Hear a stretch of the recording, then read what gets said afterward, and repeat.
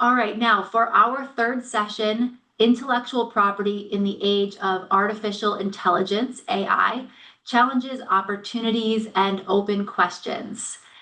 Next slide, please.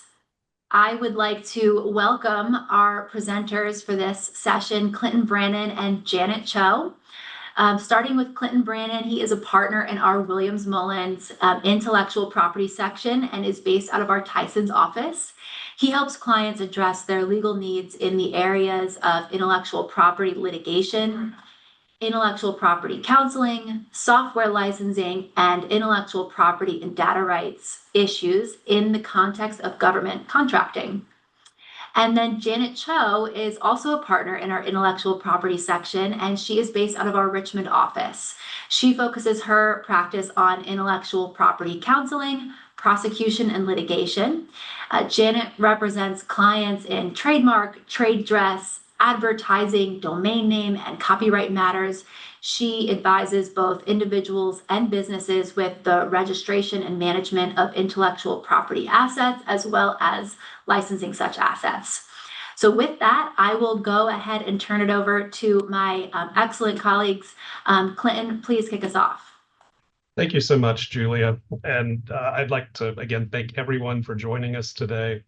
I would like to think that you are here today to listen to Janet and I talk about how AI is going to impact the IP world, whether it's through copyrights, patents, or otherwise.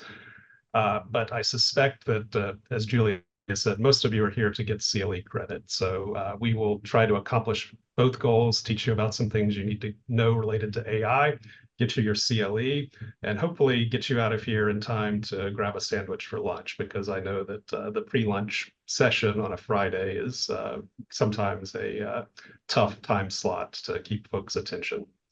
So first, I'd like to go over a brief agenda today and give us an idea of what we're going to talk about. First, I'm going to give a brief overview of what generative AI is. And one caveat, when Janet and I were rehearsing this presentation, we got really tired of saying the word generative over and over again as we went through these slides. So we reached an agreement to just refer to generative AI as AI. So when we talk about AI during this presentation, generally we're going to be referring to generative AI. So I'll give a brief overview of AI, kind of the basics of the technology. I'm not an expert on it, but I've studied it a little bit. Janet will then talk about what I think is one of the more dynamic areas in this space, which is how AI is interfacing with copyright law, because there are a lot of things that where copyright law does not quite line up with how AI is being used. And so there's frankly a lot of litigation on this point, and it's very dynamic right now. I'll then talk about a few aspects of how patents relate to AI and how trade secrets relate to AI. And those issues are also dynamic and developing, but there hasn't been quite as much litigation yet on those fronts. Then we'll go back to Janet. She'll give us some use cases for generative AI that are relevant for the IP space. I'll talk about some risks for generative AI, and there are lots of those, as you've probably heard. And then we'll do a summary, conclusion, and questions. So with that, let's kick it off. Next slide, please. So what is AI? Well, when I started preparing for this presentation, I thought one way to find out would be to ask it. So at the time, I prompted ChatGPT-4, which was the current version of OpenAI's system at the time, and asked it, what are you? And it defined itself as a system that had essentially 4 components. The first is it's designed to create new content, and generally content means text, images, audio, video, or sometimes computer code. That's the first thing. How it does that's the second step. It does it by learning patterns from existing data. So it will look at existing blocks of text, existing images, existing audio, and look at the patterns and relationships of very small components of that input and figure out how they're related. And it'll frequently see patterns and relationships that we do not see, because it's looking at this at a much larger scale than humans can do. The other kind of modern component relates to how it uses machine learning. It uses most of the current chatbots use something called a transformer model, and that's a relatively new sort of paradigm for running these kinds of systems. The fourth component is generating output that mimics human creativity and reasoning. And again, when we start talking about creating output, mimicking creativity, we start running into IP issues.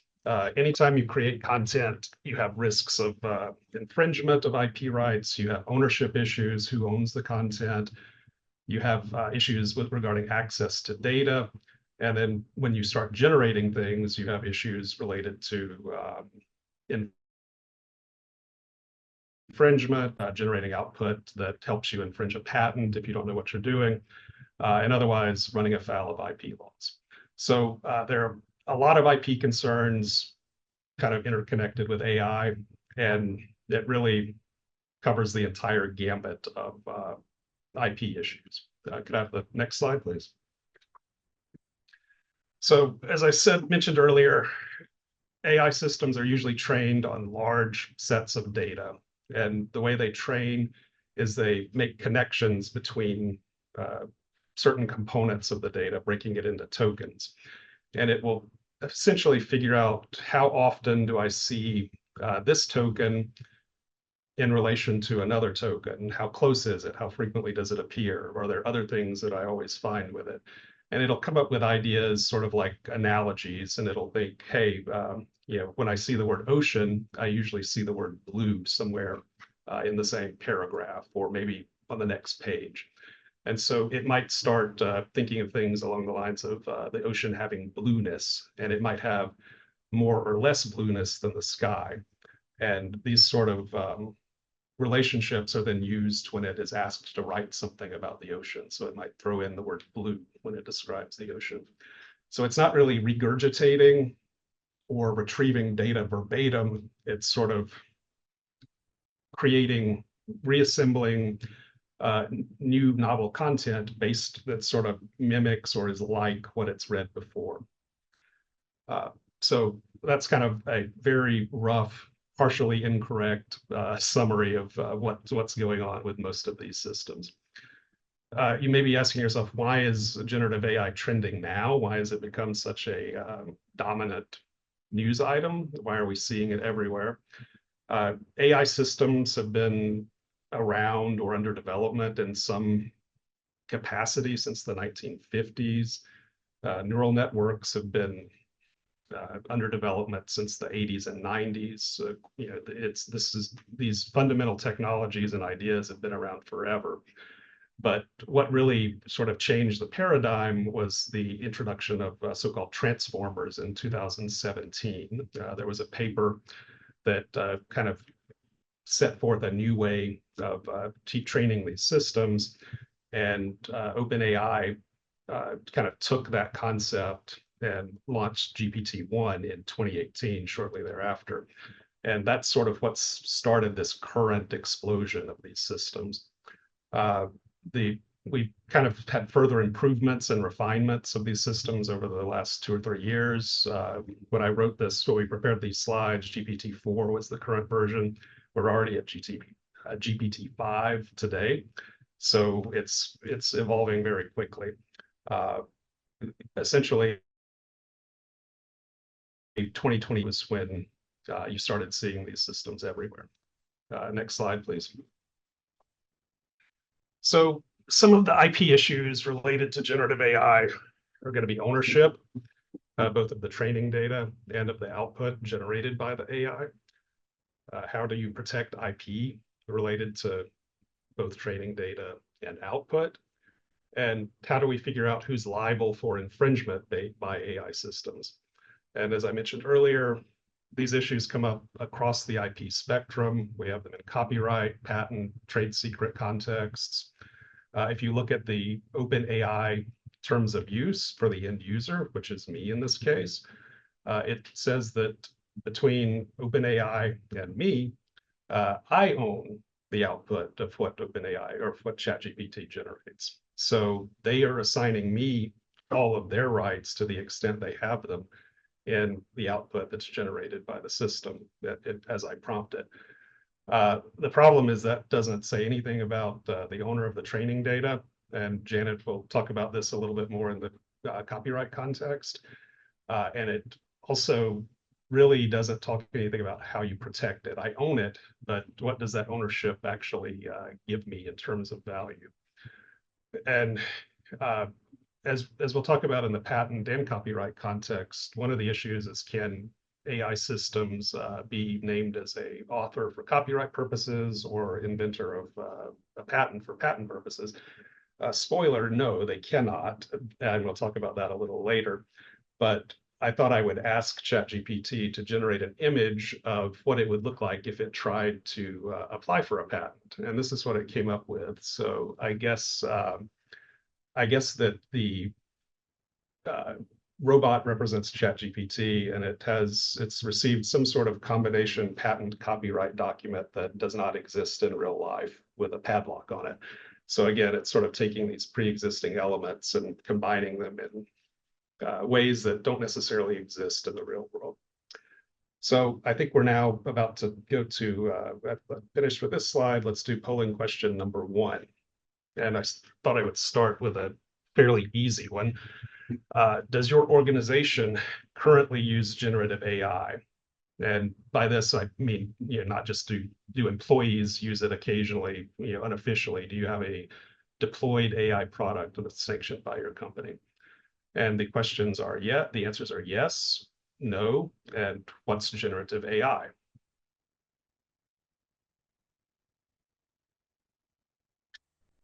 And we have 30 seconds to respond to that question.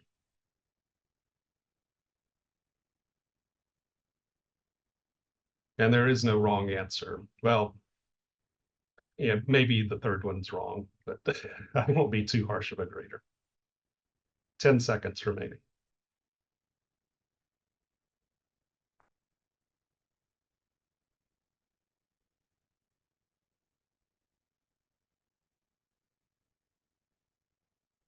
So it looks like 4 of you were not listening to me, so that's better than I expected, frankly. So very good. It looks like most yes is the most common answer with 61%, and no at 38%.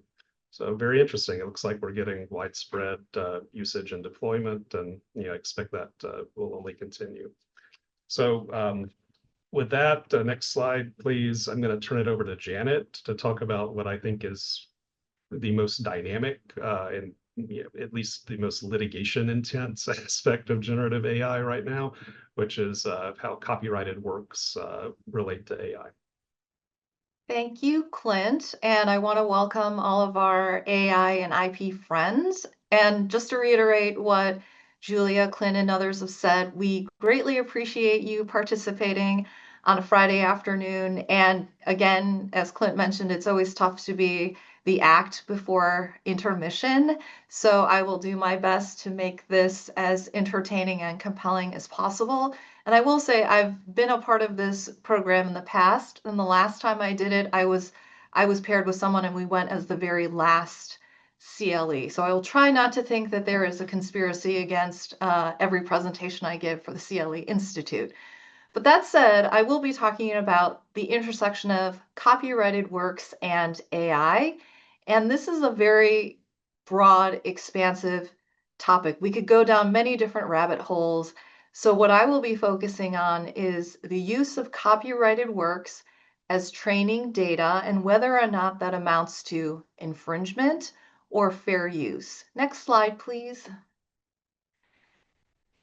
Before I get started, one thing I wanted to mention is in IP anyway, it's been my experience that there's a lot of perhaps mythology around certain elements, principles, or doctrines pertaining to intellectual property and intellectual property protection.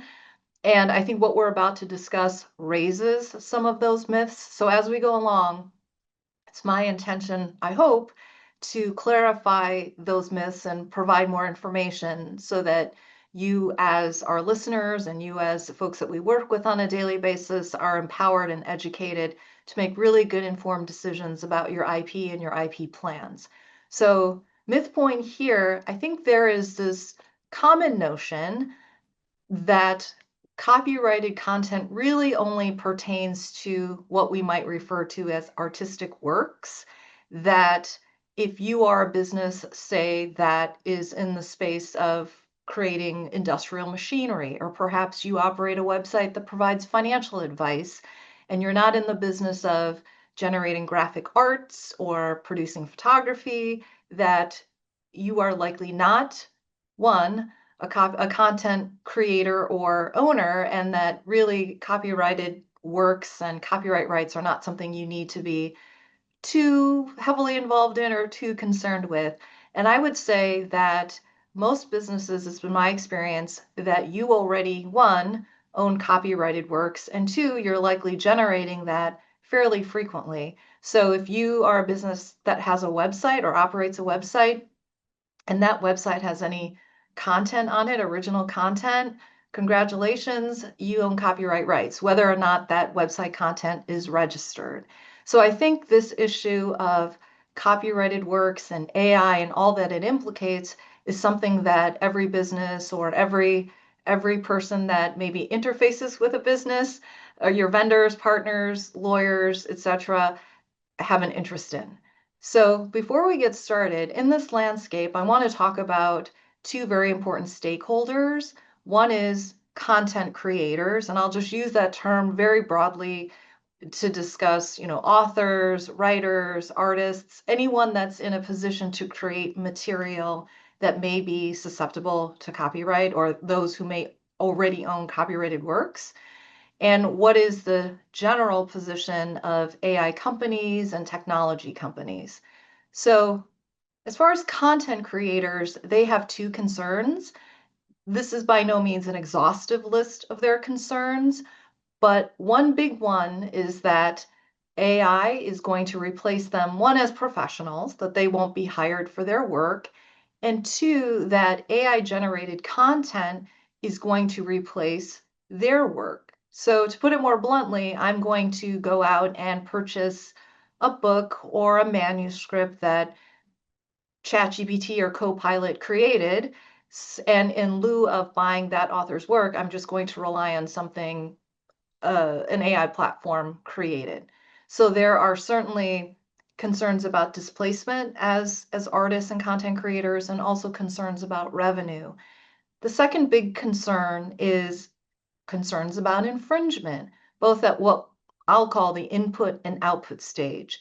So if you are a party that is going out and accessing in whatever way you might do this, pre-existing work, and you're using it as training data sets for training AI, there's a concern that that act itself of accessing, scraping, entering into AI someone else's copyrighted work, and you did it without permission or license, that is an act of infringement. And also at the output stage, when your AI model generates output or product involving a rights holder's underlying work or their protected work, that it also is infringing because it is maybe very similar to the rights holder's work. And also if it has, for example, taken the author's underlying work and also brought in elements from other works without permission as well, that it's created this unauthorized derivative work. And one thing I want to emphasize is that when you are a copyright owner or you're the rights holder in a copyrighted work, you own all of the exclusive rights associated with that work. So the right to use the work, publish it, rent it, sell it, and create derivatives all are possessed by the rights owner. So there are a fairly significant bundle of rights that are at stake when it comes to copyrighted works. So in discussing, when Clint and I were discussing, what to focus on, given that this is a very broad topic, I wanted to focus on fair use and training material because, one, it is being widely discussed in legal and business media. Two, it's being widely discussed in general interest media. And as an IP practitioner, I always get interested when IP is discussed by the general public. Three, this area is being widely litigated. There are a host of cases that are going on right now. Nothing has been decided on its merits, but we do have some instructive information. And finally, in one case that I'm just about to discuss, we have some helpful information. I think the general thought is this is not the holding or the instruction from this case is maybe not the solution to everyone, is the answer to everyone's questions, but it's certainly maybe a harbinger of how future courts will decide. So next slide, please. So we've talked about what content creators and rights holders are concerned about. The other side of this equation are the AI companies, or I'll just call them technology companies. Their concern in all of this, when they access material as training data that is owned by a rights holder, is they would like that material to be deemed fair use for their purposes. So while rights holders want to assert that use of their material as training data sets is an infringement, technology companies want it to be, or consider it to be, fair use. So what exactly is fair use? And again, this is a bit of a mythology point here. Fair use is a very, very specific and nuanced analysis. I often hear assertions of fair use when it may not be proper. And I'll give you an example. So very often, for example, you may be asked to give a presentation at your son's school. And as part of that, you decide you're going to make a copy of a book. And you go ahead to your office and you make some copies and you decide, I'm going to use this as a handout for my class. And because you're doing it in the context of a classroom, you say, hey, it's educational. Therefore, it's fair use. If you look on these fair use factors, you will note that educational use is not an elaborated fair use factor. It's not to say it doesn't come into play, but it's not an elaborated factor. The other assertion I hear is it's non-commercial, meaning I didn't make any money off of what I did.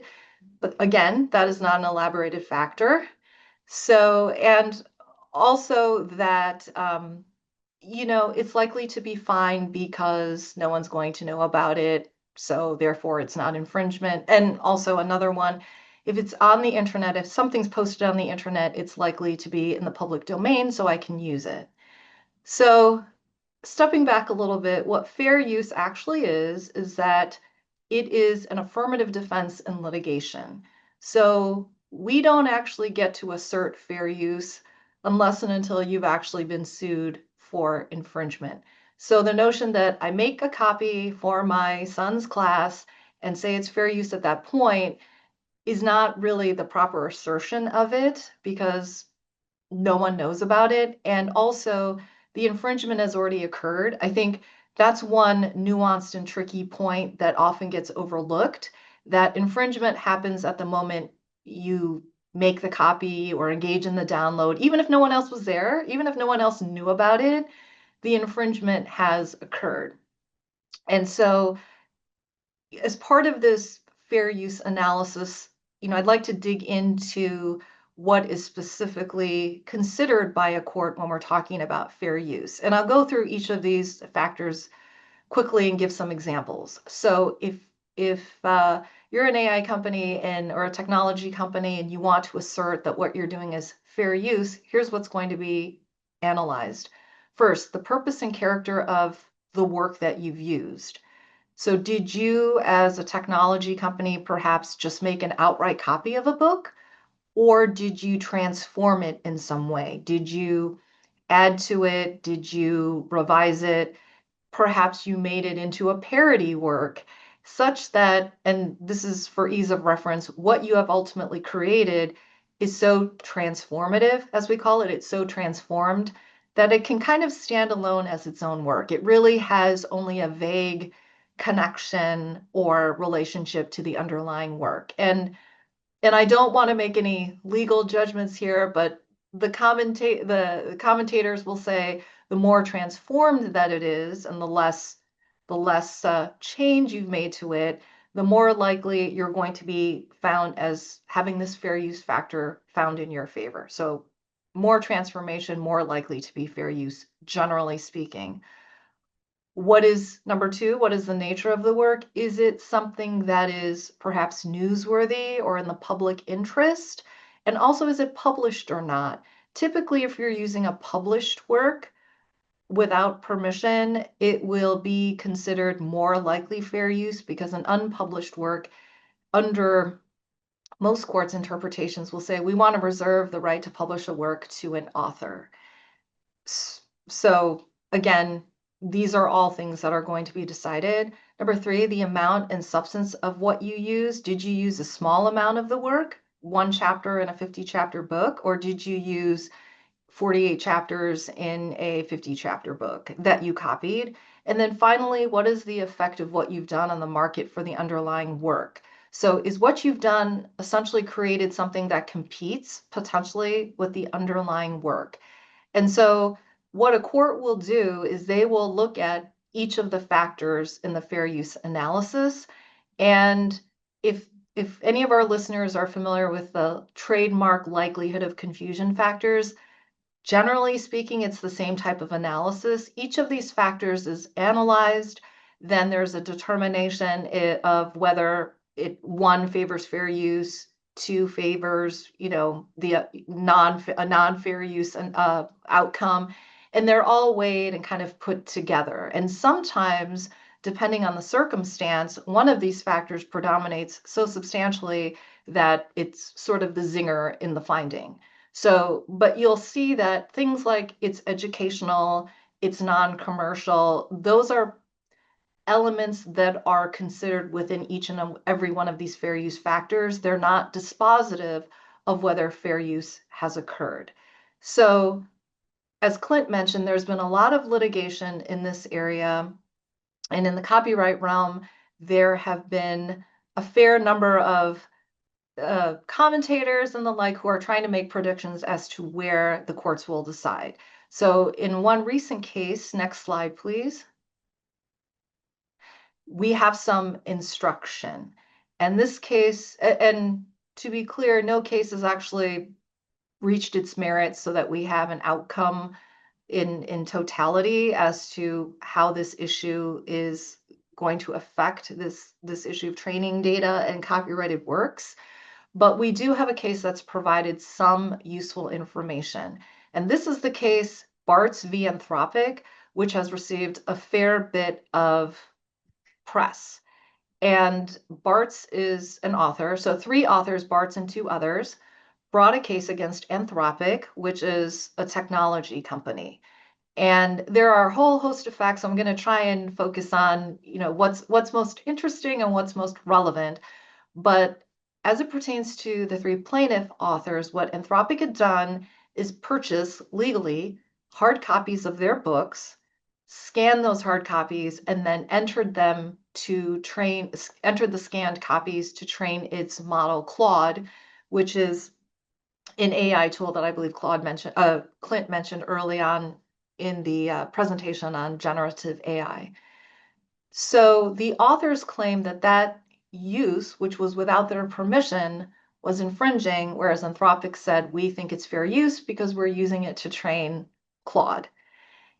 Also, the flip side of what Anthropic did, and this is another chain in the analysis, in addition to accessing these works from the authors, they also went to 2 websites and obtained digitized copies of a whole host of other works by other authors, and also uploaded them to train Claude. Now, the distinction there is that where Anthropic obtained these works was from 2 sites that in turn had pirated the works. So they took pirated works from pirated sites, and I'm using the word pirated as was discussed in the case thus far, and uploaded that pirated content to train Claude. So there's really 2 chains of analysis here.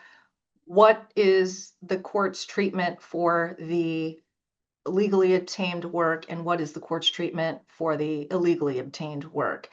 And there were summary judgment motions made by both the plaintiffs and Anthropic in terms of the legally accessed work. And I will say, just to clarify, this case later became certified as a class action due to the number of authors that were involved in the illegally accessed works.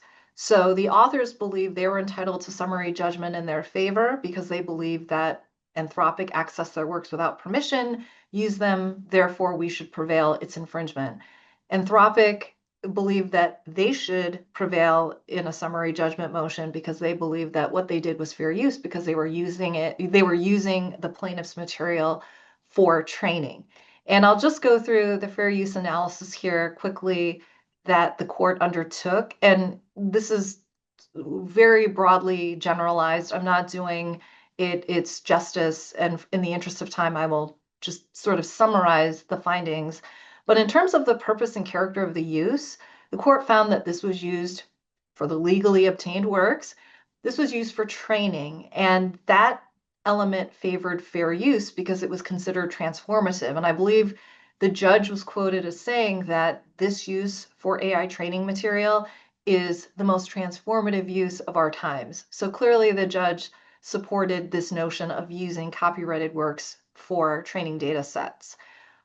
In terms of the nature of the work, it involved published fiction and nonfiction books that contained expressive elements or creative elements, and that weighed against fair use. These were not newsworthy items or things that were in the public interest. They were private materials that had a fair bit of creative material, which weighed against fair use. And in terms of the amount and substantiality, it was deemed to be weighed in favor of fair use because the materials were not provided to the public, but were used as training data. And finally, I think this is the effect on the market value is where the authors had particular interest and concerns. The court basically says that this weighs in favor of fair use. And many commentators say this is likely to be, in addition to the ultimate holding here on the summary judgment motion, that this may be the most important or critical aspect of this case if it stands or is reinforced in future cases. So next slide, please. Ultimately, when it came to the legally accessed works of the plaintiffs, the court found that it was fair use in terms of the illegally accessed or pirated content that Anthropic had accessed. That was considered infringing. Accessing illegally obtained material is infringing. It always will be. And so I will call that out as a separate chain of this analysis.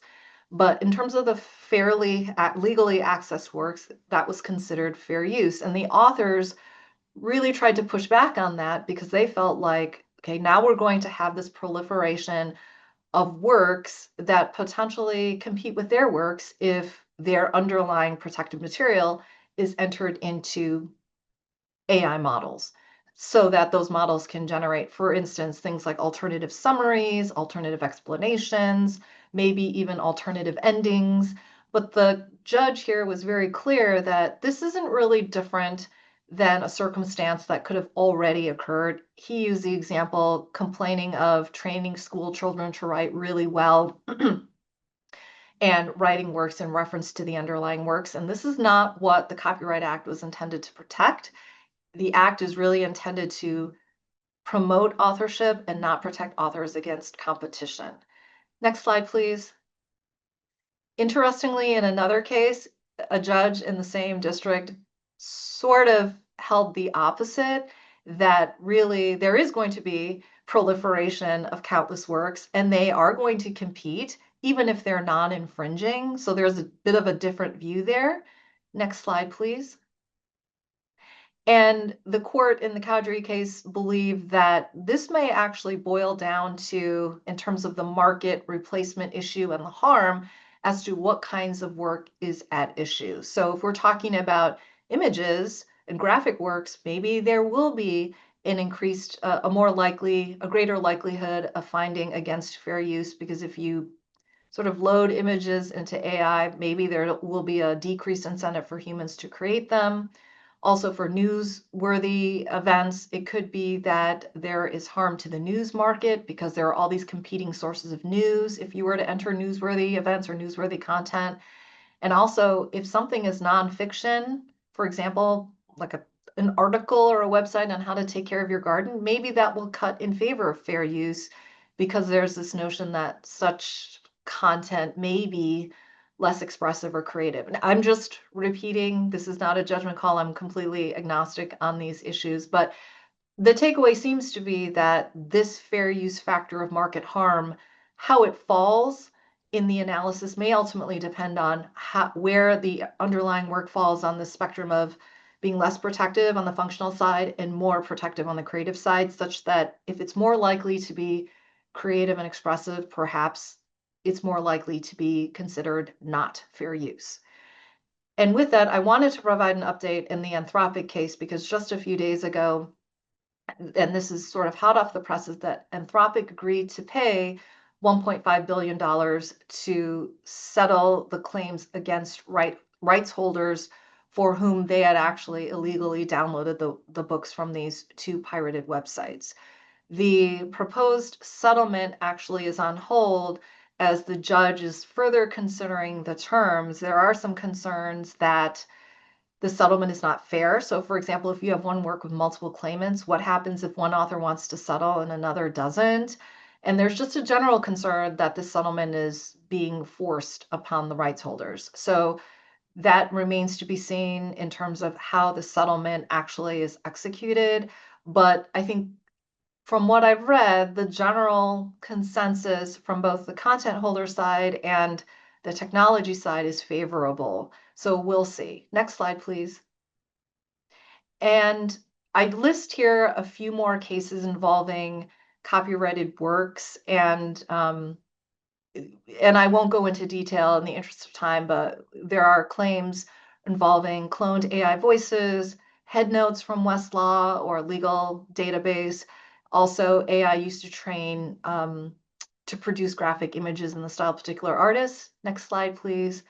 As well as in music, song lyrics, and AI-generated songs. Next slide, please.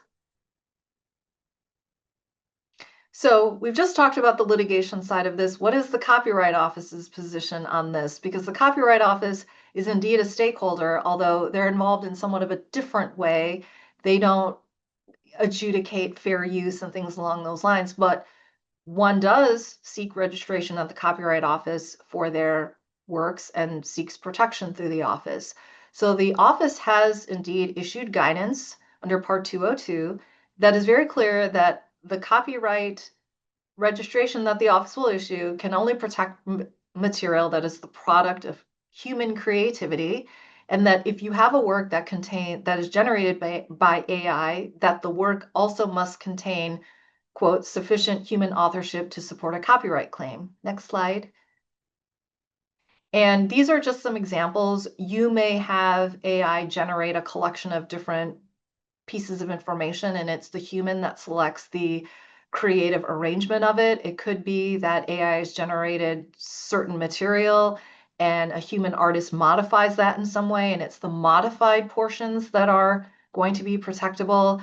But ultimately, the protection is going to be limited to the human authored portions of the work or aspects of the work. Next slide, please.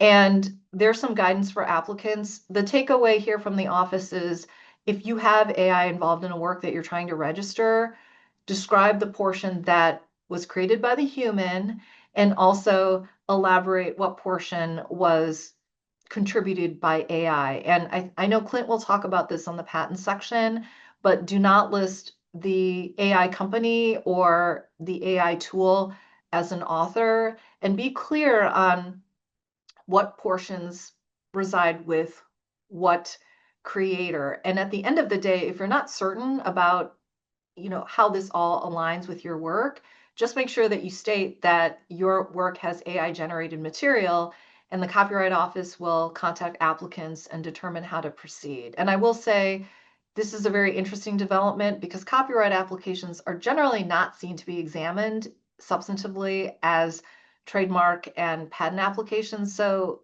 in the past, you wouldn't really hear from the Copyright Office unless you administratively didn't complete something accurately in your application. So the notion that the office will be reaching out to applicants is a pretty interesting and new development. So next slide, please. So that is it. And I apologize. I know I kind of tore through all of that. So before we move through to the next section, we have our next poll question. And the question is, what is your primary concern about your organization's use of AI? That competitors will use it more effectively than you, the regulatory and compliance issues, litigation risk, the cost of it, public relations and consumer perceptions. And I think this is Clint's handiwork here. What's generative AI? So, and I want to remind everyone that you need to answer the questions if you are seeking CLE credit. And we have 30 seconds remaining. And there's one thing I will mention as we're waiting for the poll questions to come in. It sounds like a lot of folks are already using AI or have deployed it, maybe as an enterprise solution. But if you're contemplating it, think about as a starting point, what in your business could be automated in addition to these elements. There are 10 seconds remaining, and I will be curious to see where things come out here. So it looks like the greatest 42% have regulatory and compliance issue concerns, which is not a small concern, along with litigation risk and bias. So thank you. There's no right or wrong answers, really, to kind of get a flavor of what people's concerns are. So thank you very much. And on that note, I'm going to turn it over to Clint to discuss patents and AI. Clint, take it away. Thank you, Janet. That was very informative. On the patent side, things have progressed a little differently. There has not as yet been as much litigation over issues related to AI. Part of the reason is that a lot of the issues related to AI are sort of just continuing issues that have been going on in the patent context for the last 10 to 15 years, related to patent subject matter eligibility, related to the written description requirement, and issues that are essentially just we're finding new wrinkles related to those issues with AI, but it's not yet sort of an entirely new issue like these training data things on the copyright side. So could I have the next slide, please? So as anyone who's been in the software space for the last 15 years or so knows, the patent eligibility law is a little bit in flux right now. What patent eligibility covers, it relates to what kinds of inventions are eligible for a patent. So in general, under 35 USC section 101, a patent has to be for a process, a machine, an article of manufacture, or a composition of matter. So most software-related inventions are going to probably fall into a process of some sort, as in algorithmic steps, or a machine in some way. So it's a device that's executing software, or potentially an article of manufacture. Sometimes you will see patent claims drafted as information stored on a computer-readable medium. So it's essentially the device that stores the software is patented, and then the way the software works is described in the claims as features of that device. There has been pushback against software-related patent claims for the last, as I said, 15 years or so. This arose in the context of so-called judicial exceptions, which were created by courts, which say essentially you cannot patent an abstract idea. You cannot patent a law of nature, and you cannot patent a natural phenomenon. And software patents frequently run into issues with the abstract idea test. So far, the Patent Office has issued a little bit of guidance related to generative AI specifically, but it hasn't really changed anything. The general guidance is AI-assisted inventions are not categorically unpatentable, So it's going to just essentially incorporate and fold into the existing patent eligibility framework. Could I have the next slide, please? And as anyone knows who's dealt with patent eligibility recently, the tests are somewhat difficult and unpredictable to navigate sometimes. There is the so-called Mayo Alice Mayo framework, where you do 2 steps. You ask, is the claim directed to something that's not within the statute, like an abstract idea or a law of nature?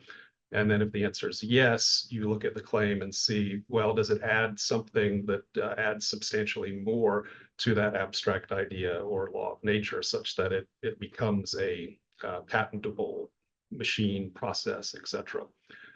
Next slide, please. So what the Patent Office has done at this point is added some additional examples related to patent eligibility that are specifically related to AI inventions. And it doesn't, again, every patent claim is going to rise or fall on its own merits. So the claim language itself is going to determine whether something's eligible or not.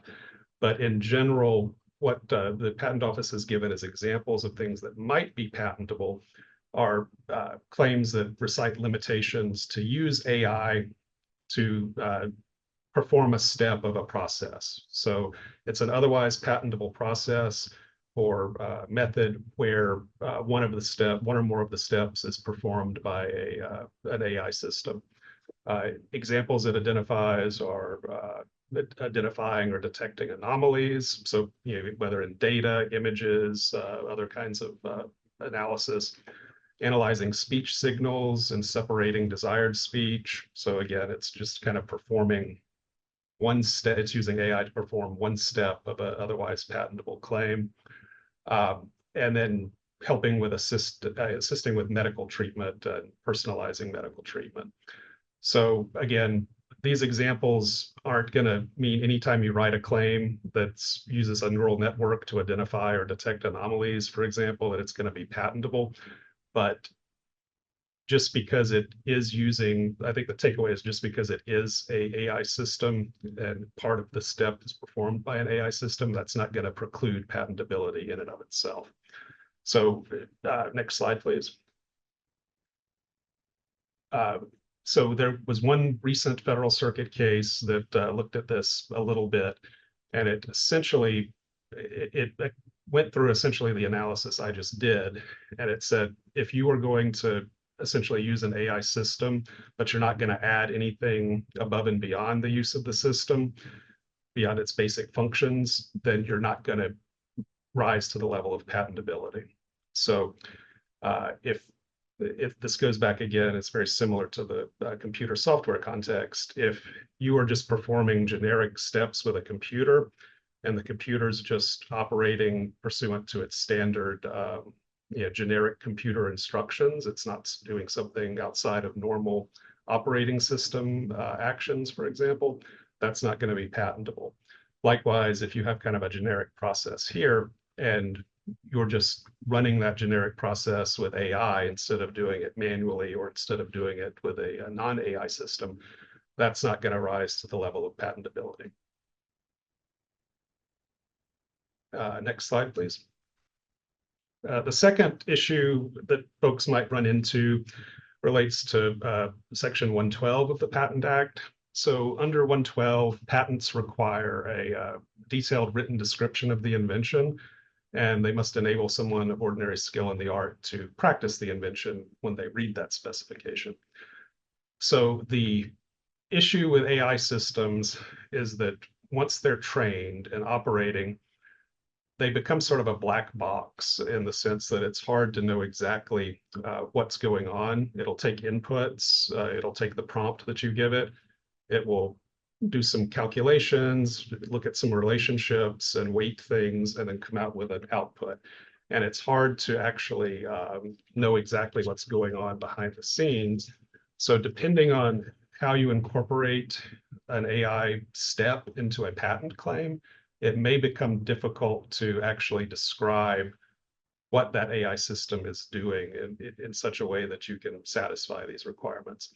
And so what I think folks are doing is they're generally describing, what the input prompts might be, or in some way claiming that in a hoping that that gets them where they need to be for purposes of written description, or drafting the claims such that the actual function of the AI system is not directly implicated by the claim language. Kind of a related note for litigators out there: if you wind up in patent litigation and you accuse a computer system or an AI system as performing some of the steps of the claim that you allege is infringed, you generally will have to go into the source code of the accused system and find where in the code the claim steps are executing. This is already difficult enough with software as it is today.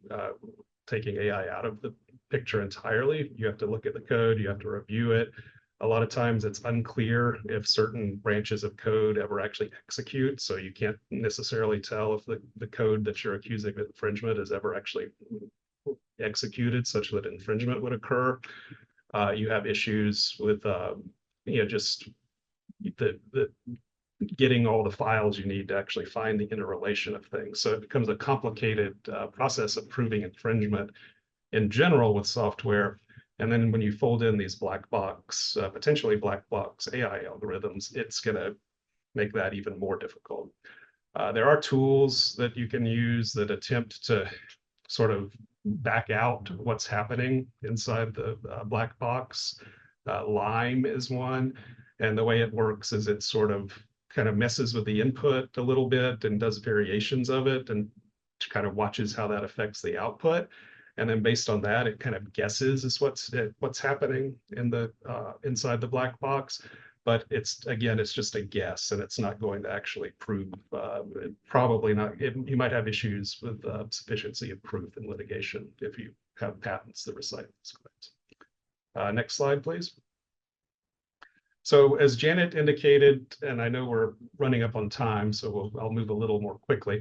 As Janet indicated, copyright AIs cannot be authors for purposes of copyright. They also cannot be inventors for purposes of patents, but an inventor can use an AI system to help them generate a patentable idea.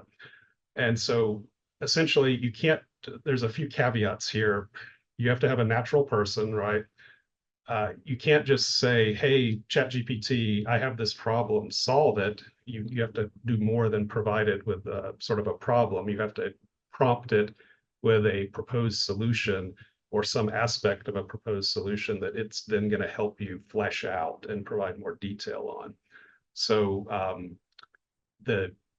you can't, in general, just ask it to help you get the answer and patent that. And I think in practice, these prompts are going to have to be extremely detailed and very specific in order to, probably paragraphs long, in order to actually get to the level that they're rising to the point of a contribution to a patentable invention. Finally, merely recognizing the output as useful is insufficient. And my favorite, maintaining intellectual domination over an AI system is insufficient, which it describes as essentially owning the AI, that it used some clever language to do that. Let's move on to the next slide, please. So just next slide, very briefly, trade secrets. There have been a few issues related to trade secrets concerning sort of inadvertent leakage or disclosure of trade secret protected material into a public AI system. People have talked about this a lot, but in practice, it seems to be a very improbable event, and it's difficult to find very many cases where some trade secret information has actually been disclosed by this sort of leakage. Next slide, please. So there is one case, however, that's pending. It's Open Evidence versus Doximity. pending in the District of Massachusetts. And in that case, the plaintiff alleges that the defendant intentionally set up really complex prompts to its public-facing AI system to illicit trade secret information. So it specifically went in there and engineered the prompts to try to extract information that was not otherwise publicly available. That case is pending right now. There's a motion to dismiss pending. So I think likely we're not going to know for sure how that turns out for another 6 months or another year. I think just to be safe, everyone needs to tell their employees not to put any sort of confidential or trade secret information into any sort of AI system unless it's walled off or firewalled. So that essentially is what's happening with trade secrets for now. Next slide, please. All right, so again, just general trade secret policies apply, and I think we're running out of time, so let's just summarize and go to our last poll question.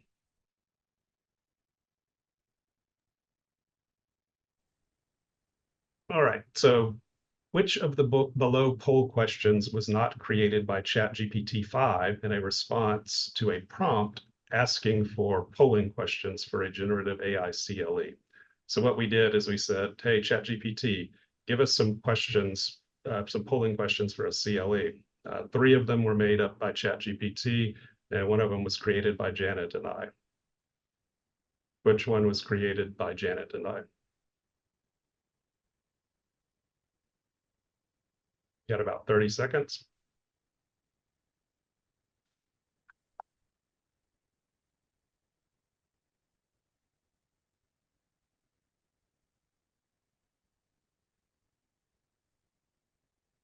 Ten seconds.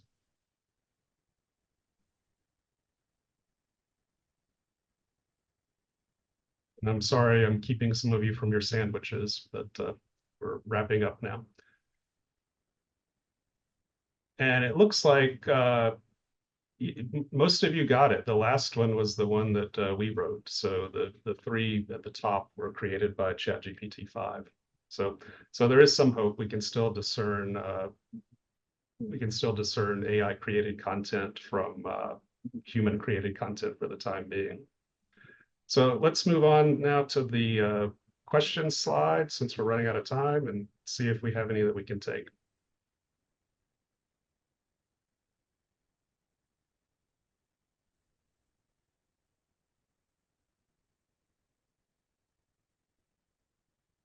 It doesn't look like we have any questions from the audience, and I suspect that might have something to do with the impending lunch break.